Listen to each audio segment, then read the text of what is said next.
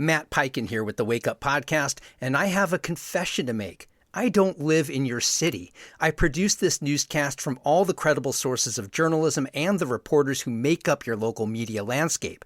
I try to get the names of people and places right, but once in a while, I'll mispronounce something. So I want you to set me straight so I don't repeat the mistake. If you hear anything amiss or just want to send feedback on the show, email me at editor@wakeupthenews.org. All right, on with the news.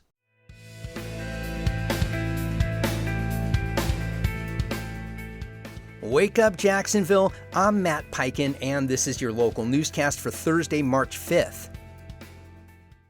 Jacksonville Democratic Representative Angie Nixon is leaving the Florida House after 6 sessions, ending her tenure with a farewell speech focused on service to Duval County. Nixon acknowledged frequent conflicts in Tallahassee, but called it, quote, an honor and privilege to serve, highlighting work helping residents facing homelessness and pandemic-era unemployment issues. She urged Democrats to, quote, get in the fight and said Floridians deserve more from their government. Nixon is now running for the U.S. Senate. She faces a competitive primary and, if successful, would likely challenge Republican Ashley Moody. Read more about this at Florida Politics.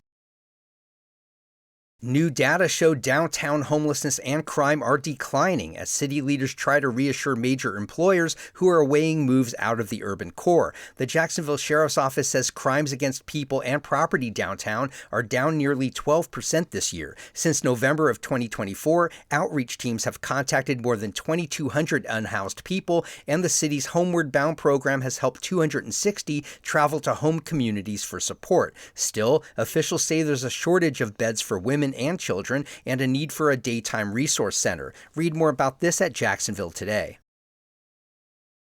A section of downtown is now the only place in Northeast Florida where bars and restaurants can serve alcohol until 3 a.m. Mayor Deegan signed legislation extending last call to 3 a.m. in 4 downtown areas north of the St. Johns River, including Brooklyn and the Sports and Entertainment District. City Council approved the change 17-1. Supporters say it could boost downtown business without taxpayer incentives. Council member Raul Arias says he'll review impacts after 6 months and 1 year. Read more about this in the Times-Union.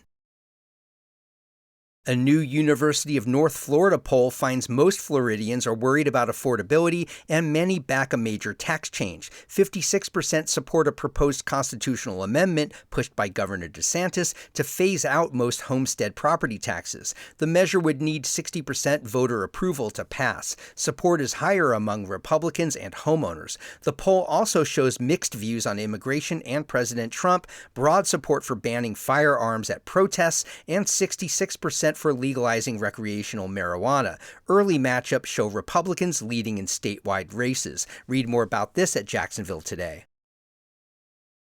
And City Year Jacksonville has named Dawn Emmerich as its new executive director. She replaces Alicia Baumann, who left in January to lead the Women's Center of Jacksonville. Emmerich most recently served as managing director with City Year's local chapter. City Year recruits 18 to 25-year-olds as AmeriCorps members to tutor and mentor at-risk 3rd through 10th grade students in urban Duval County public schools.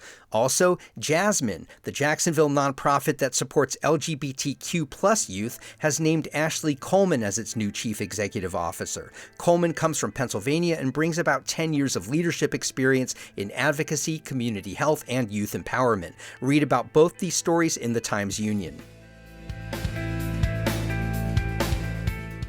Our free newsletter is a quick local news digest, essentially this newscast in written form. Subscribe at wakeupjax.transistor.fm. You can also find us on Facebook and Instagram at wakeupjaxfl. And please share this podcast with your friends who care about this city. I'm Matt Peiken. Thanks so much for starting your weekdays with Wake Up Jacksonville.